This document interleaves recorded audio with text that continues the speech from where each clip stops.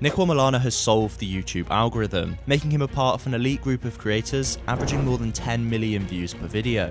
But it wasn't always this way. In fact, just recently Niko realised something that would almost guarantee his videos go viral. So what's the secret? To find out, I spent a week studying as many of Niko's videos, podcasts and tweets as I could find. And I started to realise something. Niko literally has a 3-step formula he applies to each of his videos to beat the YouTube algorithm every time. And it starts with the first 10 seconds of the video. By now, we know just how important intros are when it comes to making viral videos.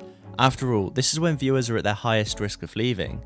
As a result, a typical retention curve often looks something like this. Notice the sharp decline in viewers right at the start of the video. Yet Niko's look more like this. How is this possible? Well, let's take a look at his techniques in action. Watch these first 10 seconds closely. This is me in the middle of a high-speed police chase trying to get into a banned country which no one knows. It has 24-hour police surveillance and it is said to be impossible to get into. This is known as a cold open intro. The video starts with action, which immediately hooks viewers and shows the scale of the video, essentially reassuring the audience that watching this video won't be a waste of time.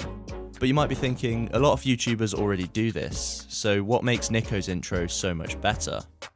Well, to understand this, we first need to take a look at the title and thumbnail of the video. Firstly, notice how there's no mention of the epic police boat chase that's shown in the intro. Now, this is partly to keep the thumbnail simple, but it also means Niko can immediately exceed viewers' expectations within just 5 seconds.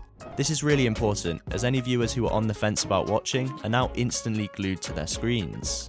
Not only this, but let's take a look at the thumbnail and first frame of the video side by side. Can you spot what he's done here?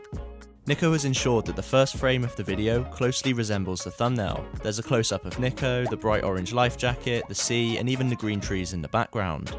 This proves to viewers that the video is going to deliver exactly what is promised in the thumbnail. Niko then follows up by reiterating the title within his opening line to further build that trust with the audience. This is crucial for new viewers who will quickly abandon a video at even the slightest whiff of clickbait. But once viewers are hooked, it's time for step 2 of the formula. Niko has mastered YouTube watch time. If you didn't already know, watch time is kind of a big deal in the YouTube algorithm. Essentially, the longer viewers watch a video, the more likely YouTube is to promote that content to more people.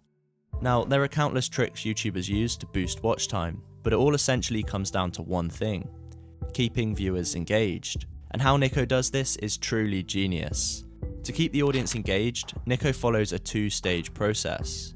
Stage 1 is to convert viewers' attention from transient attention to focused attention. Transient attention is essentially how most viewers start a video.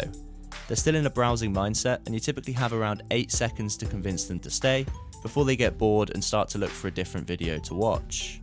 However, once viewers reach a state of focused attention, they're more settled into the video and less likely to leave, even during moments when less action is happening. Now, as we covered during step 1 of the formula, Niko uses cold open intros, which essentially converts viewers from transient to focused attention almost instantly. However, there's a catch. Focused attention tends to only last for around 5 minutes. Yet Niko's videos are often 20 minutes long. So this is where stage 2 comes in. To explain stage 2, I'm going to use this video as an example. The overarching story is Niko sneaking into the KSI boxing match disguised as a giant Prime bottle. Sounds great, but as we just learned, viewers aren't going to stick around for 25 minutes just waiting for one big payoff. To solve this, Niko places mini storylines every 5 or so minutes to keep viewers constantly hooked. For example, around 3 minutes into the video, Niko reveals step 1 of the plan: to film an anonymous viral video in order to get KSI's attention.